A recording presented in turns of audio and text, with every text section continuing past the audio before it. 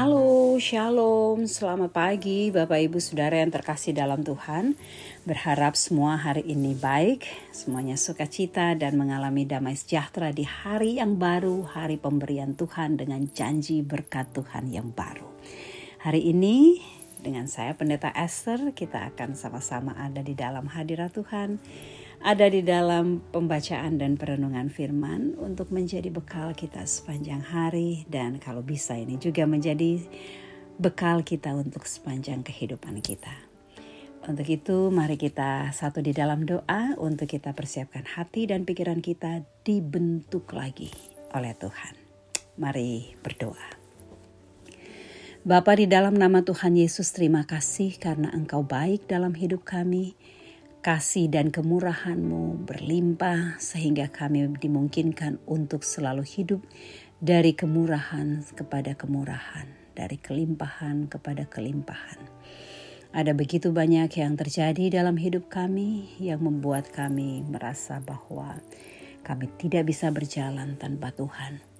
Ada begitu banyak godaan yang ada di sekitar kami yang bisa menjadikan kami jauh dari Tuhan.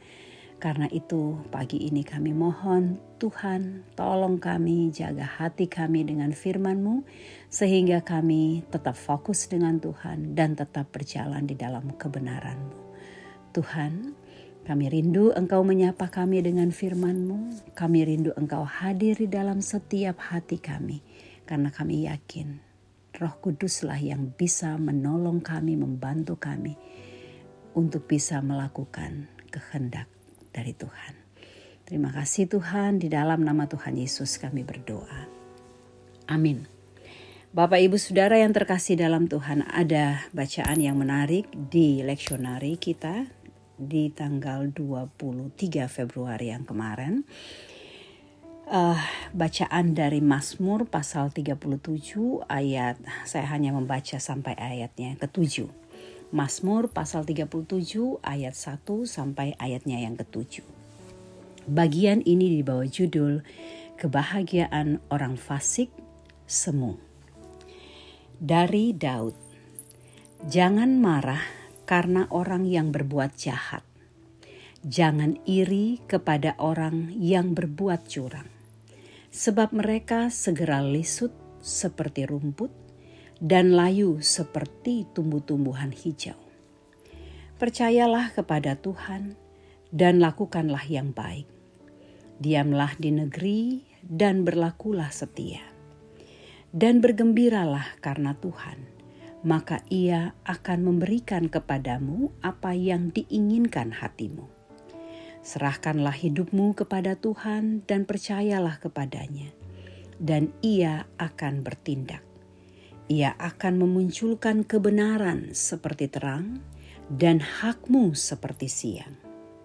Berdiam dirilah di hadapan Tuhan dan nantikanlah Dia.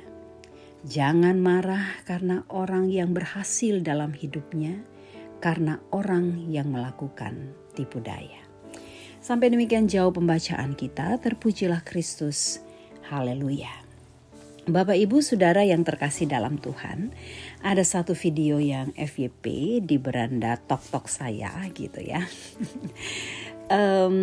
Dan ini sangat menarik dan saya sampai yang langsung ini sepertinya bisa menjadi pembelajaran dalam hidup. Jadi katanya seperti ini. Ada seorang yang datang ke mall, dia itu adalah seorang eksekutif muda or something like that gitu, yang seperti itu gitu. Datang ke mall untuk dia bertemu dengan teman-temannya untuk melakukan meeting atau yang seperti itu. Nah, ketika dia sampai di parkiran, sebenarnya dia sudah agak terlambat. Tetapi ketika dia sampai di parkiran, ada seorang ibu yang dengan pakaian compang-camping, yang memeluk anak yang cemot banget, yang seperti tidak diurus atau sengaja tidak diurus supaya kelihatan agak seperti apa begitu ya. Dan kemudian mengetok kaca pintu mobilnya. Dengan wajah memelas, dia mengetok dan kemudian memberikan sign dengan tangannya untuk meminta sesuatu dan tentunya uang. Nah, ketika dia sudah set di tempat parkir, kemudian dia mematikan mesin mobil dan kemudian dia akan keluar gitu. Dia memberikan sign kepada ibu itu sebentar gitu dengan tangannya dan kemudian dia turun. Kemudian dia bertanya kepada ibu itu, "Apa yang kamu inginkan dari saya?" Kemudian ibu itu langsung mengatakan, "Pak, berilah aku uang karena anak saya ini sudah sakit berhari-hari dan kemudian saya tidak bisa membawa dia ke dokter dan kemudian anak ini akan mati kalau saya tidak membawa dia ke dokter. Tolong saya, Pak."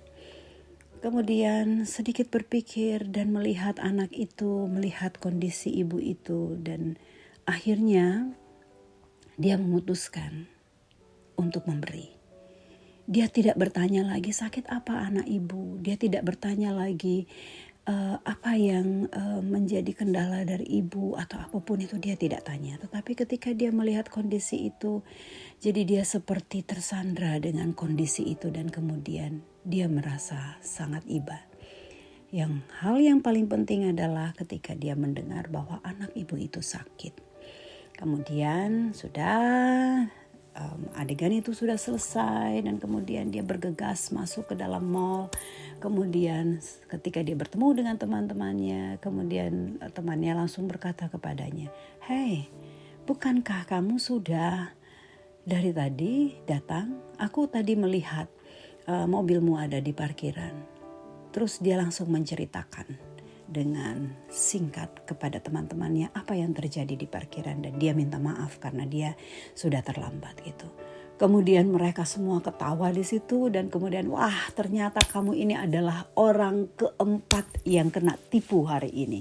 Kita baru saja membahas tentang ibu itu dan kemudian mereka semua ketawa. Kemudian dia langsung mengatakan, "Oh begitu, kenapa saya tertipu?" gitu. Kemudian dia langsung mengatakan, salah satu temannya bilang, "Enggak, anak itu enggak sakit. Kita semua di sini ditipu dan banyak sekali orang yang ditipu."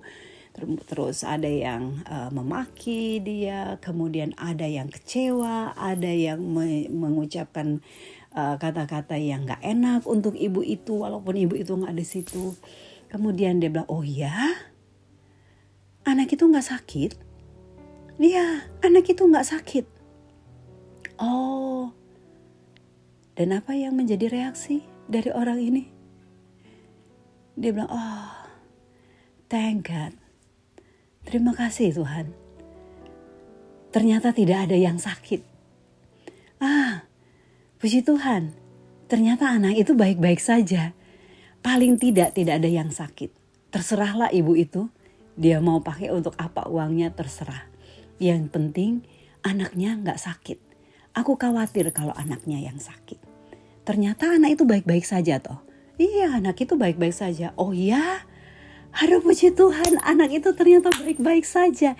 Jadi dia tidak memikirkan bahwa kelakuan dari ibu itu bisa sangat bisa menyakiti atau apa tentang dirinya atau dia kehilangan uang karena itu dan seterusnya.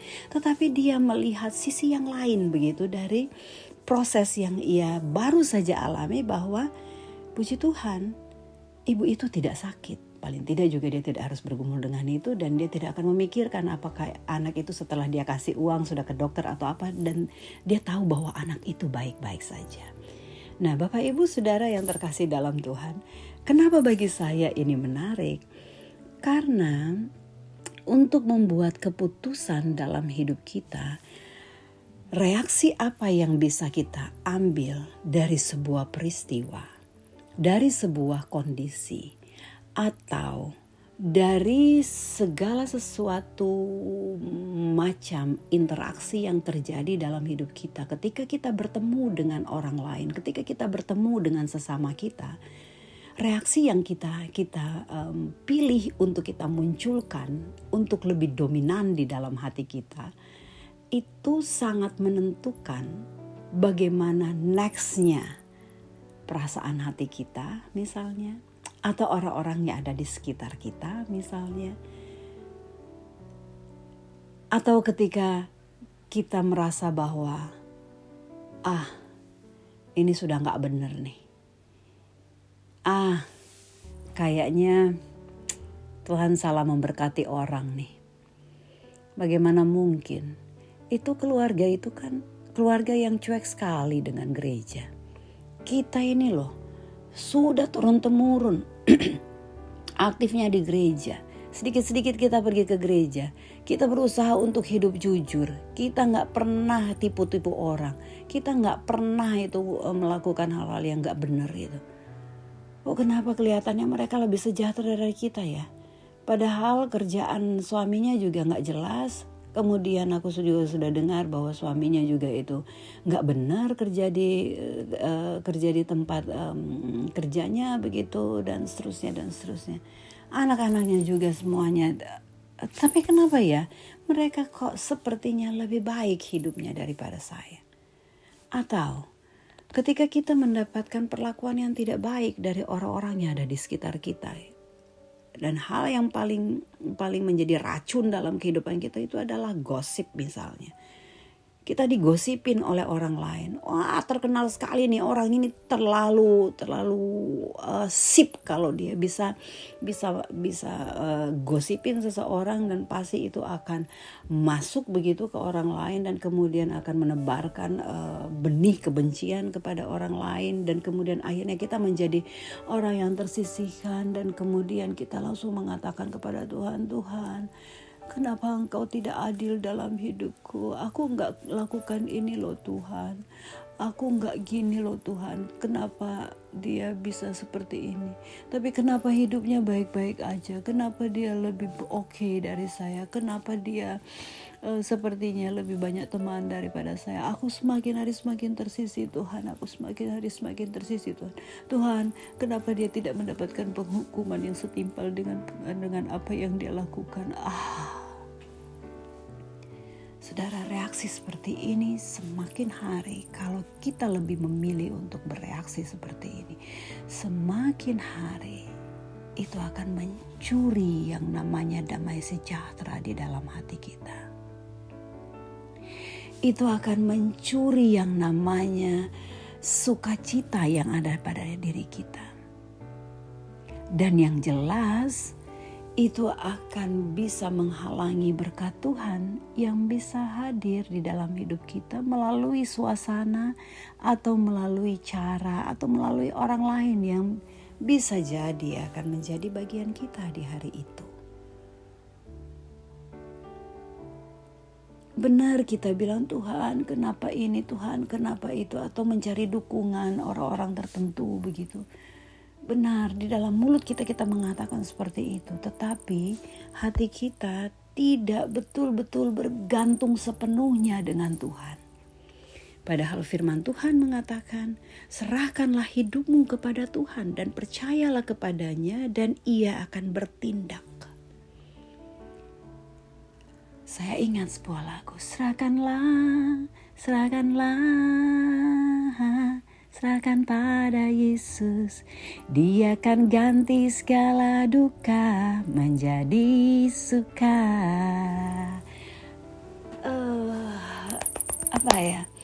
Kadang memang mulut kita mengatakan, Tuhan terserah Tuhan, Tuhan aku gantungkan hidupku kepadamu Tuhan. Tetapi ketika kita berbenturan dengan situasi yang rapena, yang gak enak, ketika kita bersinggungan dengan orang-orang yang melakukan ketidakadilan dalam hidup kita, ketidakbenaran dalam hidup kita, kecurangan dalam hidup kita, secara otomatis kita bereaksi yang tidak sama seperti yang ada di dalam mulut kita. Bagaimana caranya? Bagaimana rumusnya supaya kita betul-betul totalitas hidup kita itu bergantung dengan Tuhan? Bagaimana?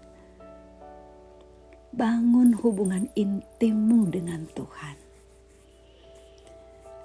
Every single moment dalam hidupmu.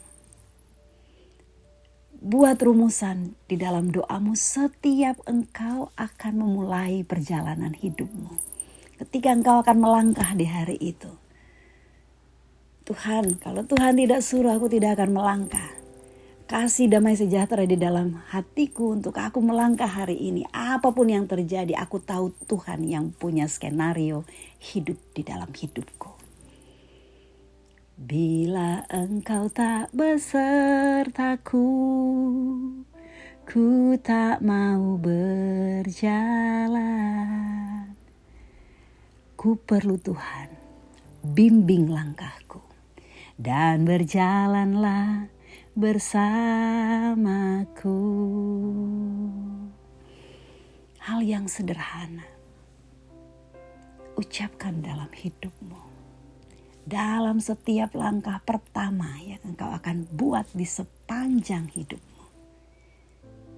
Tuhan bimbing langkahku. Supaya apa? Supaya apapun situasi dalam hidup kita, kita mau bertemu dengan orang modelnya seperti apapun, kita tahu Tuhan yang akan menolong kita.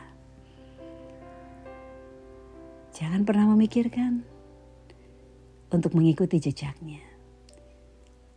Karena at the end of the day, kita pun akan sama-sama terantuk. Saudara, selamat menjalani hari. Hiduplah dengan taat dan setia kepada Tuhan. Apapun keadaanmu, tetap merasakan sukacita dan damai sejahtera di dalam Tuhan. Tidak harus iri atau marah atau dengki dengan orang-orang fasik.